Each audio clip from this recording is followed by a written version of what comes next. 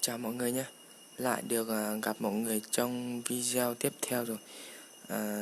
Nếu mà mọi người thấy video của mình hay và hữu ích thì hãy cho mình một nút đăng ký kênh để ủng hộ kênh mình. Và đừng quên bấm vào chuông để nhận được video mới nhất thì mình làm nhé. Nhanh nhạn nào. Cái chờ mong to sủa xong dạ xong có chưa cọ chua thôi chờ cho nó họ đi trong một tí sau đó rộng sau nên nói rồi cái mà nhanh nhạn ít ra cái sau đó mong đầu xuân năm mới chúc bình an, chúc luôn tuổi trẻ, chúc an khang, chúc sang năm mới nhiều tài lộc, công thành danh toại, chúc vinh quang. xong chia thố phòng nó lửa rộng quên rồi. Trước hết cho phép thanh nhài không những người dẫn chương trình ngày hôm nay thay mặt ban tổ chức ngày hội văn hóa dân tộc Mông xin gửi đến quý vị những lời chúc hay, lời chúc sức khỏe và lời chào trân trọng nhất ạ. Lên vùng cao phiên chợ đông vui quá, em gái Mông đôi má ửng hồng gửi mùa xuân xuống chợ. Lúng liếng đôi mắt em trao tình cho anh say sắc hương xuân vùng cao. Vâng, hy vọng quay thời gian đi qua 365 ngày thì những cánh chim én từ phương Bắc quay về. Cô gái mơ mơ đi trả lời. Mở đầu thì chúng ta hãy cùng thưởng thức tiết mục múa những cô gái Mông do những cô gái đến từ đoàn xã Yên Thổ thể hiện. Xin trân trọng kính mời. Là khi luôn loan nè. Chị Tông chỉ cho phải không mong có một phần nước không đã mở một tập cũ tôi chia còn lại còn đây nó cái sai được sai cho phải mong của đây nhạ nó được mong ngồi một hàng để còn quay một anh em còn quay Máy một qua đi trên ngồi trên một hàng trong chói quá tôi nhanh nhằn.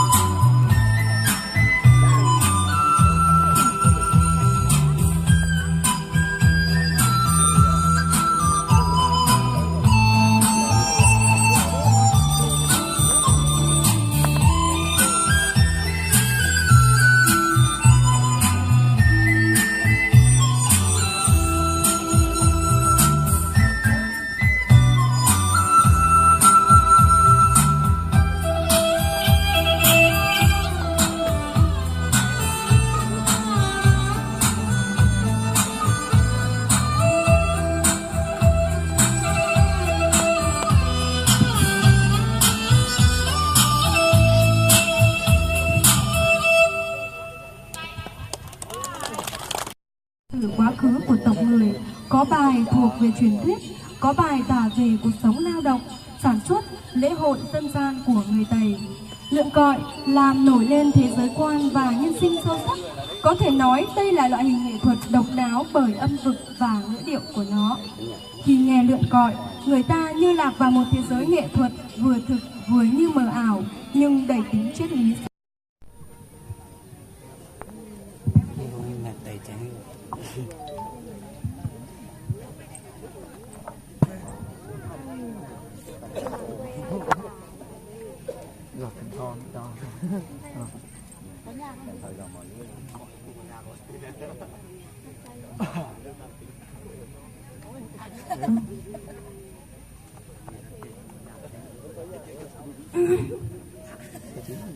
Ơi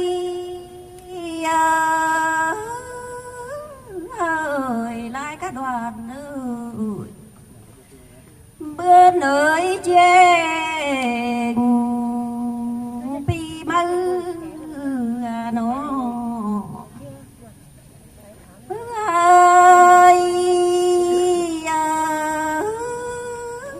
ơi môi kinh tặng du sư du ở quay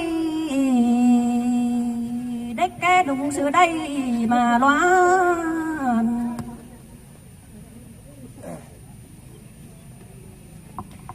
ơi hiện đây ơi hừ đỡ bàn đỡ ơi thôn bàn chiên vui xuân đàng sang nó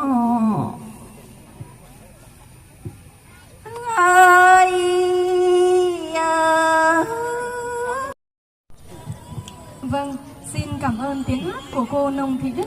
Chúc cô và gia đình năm mới sức khỏe, hạnh phúc và thành công. Và để tiếp nối chương trình sẽ là tiết mục hát mãi khúc quân hành với sự thể hiện của đoàn xã Thái Học. Xin mời quý vị cùng thưởng thức. Còn tên nồi rổ giang cao hát máy khúc quân hành cho tú lửa gù nhó thái dân. Nghĩ Thái Học, Thái Sơn đi. Thái Sơn. Thái Sơn. Sơn. Cả hai Thái luôn này. Thái Sơn. Hãy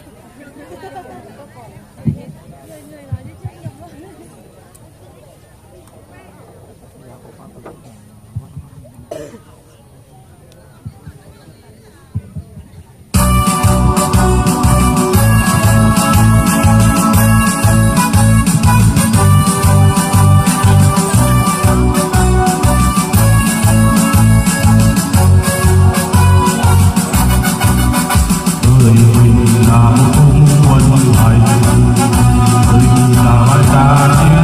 Ghiền Mì Gõ để không bỏ lỡ những video